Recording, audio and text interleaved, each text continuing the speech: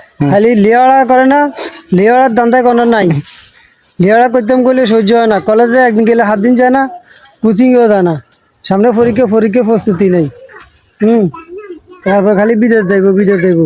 এখন বিদেশের কষ্ট, দেশের সামান্য কষ্ট সহ্য হয় না, বিদেশ যাইব। কি অবস্থা জামাল সাহেব? হেল্পম্যান মাই ড্যাড। তুই ভিডিও কর, আমি রেডি করতেছি তো। এটা দিনে করবি, যা করার আয় করবি। ধর বিদেশে কাম করছেন, দেশে আগে কাম করার লাগে, কাম করতেন যে সঙ্গা হয়ে গেছেন। ধর বিরিয়ানি আমি বলে কোনো কাম কাজ করি না, বাড়িতে বলে আজকে বই খাই। আমার মা বাপের একটাই দুঃখ,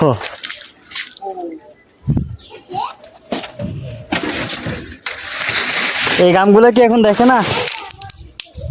হ্যাঁ, গামগুলো কি এখন দেখেন না? কষ্ট। দে তো, হ্যাঁ দে গাম, হ্যাঁ তাল গাছ যে অনেক লম্বা হয়েছে। হ্যাঁ হ্যাঁ, যে গাম আজরে কত আমার কোন আজিরা খালি লিয়াড়া করে না, লিয়াড়ার দান্দায় কোনো নাই। লিয়াড়া করতাম করলে সহ্য হয় না, কলেজে একদিন গেলে 7 দিন যায় না, কোচিংও যায় না, সামনে পরীক্ষা প্রস্তুতি নেই।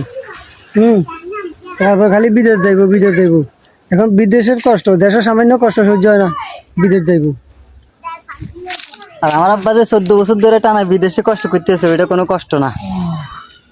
লেখাপড়া করে কি হবো, সে তো একদিন মরে যেমন আজকে মরলে এটা কালকে 2 দিন, লেখাপড়া করে কি করবো? হ্যাঁ, আমি যদি টিয়া পয়সা কামাই, লেখাপড়া করলে ভালো চাকরি করতে পারে, লেখাপড়া করলে ভালো পজিশনে যাইতে পারে, পরিশ্রমের কামানো কষ্ট কমায়, দৌড়কে বিজন লাগে না, রোদে হুয়ান লাগে না। তার কাছে বড় হয়েছে কেন, হিগেও কত বড় হয়েছে।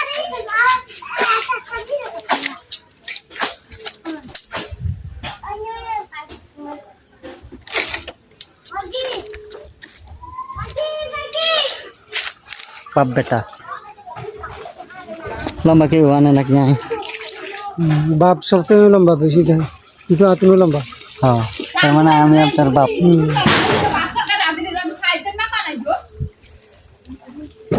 আমার ছেলে আর আমার ছেলের বাপ আমি। রে হেল্পম্যান, কাম হিয়ার। একদিন কেন উড়েবি, ওই দুইটি হাঁড়ি কথা কেন বলিস? এনে হ্যাঁ, এনে নাম লাগবে। হুড়ে হাঁড়ি যদি গা বিছি হইতো না, হাঁড়ির যে অবস্থা।